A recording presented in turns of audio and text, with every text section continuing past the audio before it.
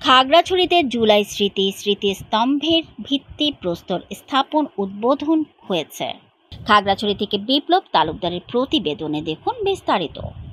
সোমবার সকালে খাগড়াছড়ি সরকারি কলেজ মাঠে জুলাই শহীদদের স্মরণে জুলাই স্মৃতিস্তম্ভের ভিত্তিপ্রস্তর স্থাপন উদ্বোধন করেন খাগড়াছড়ি জেলা প্রশাসক APM ইফতেখারুল ইসলাম খন্দকার।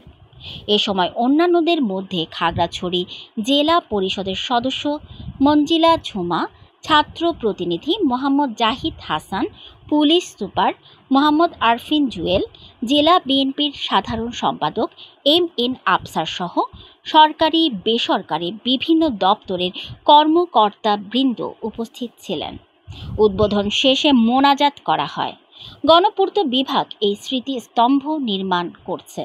প্রায় 4 শতক জায়গার উপর এ ভিত্তিপ্রস্তর স্থাপন করা হয়। এ সময় ছাত্র প্রতিনিধিরা বলেন, জুলাই অভ্যুত্থানের যে প্রত্যাশা তা এখনো পূরণ হয়নি, সেজন্য আরও কাজ করতে হবে। তবে এ ভিত্তিপ্রস্তরের মাধ্যমে কিছু কাজের সূচনা হলো।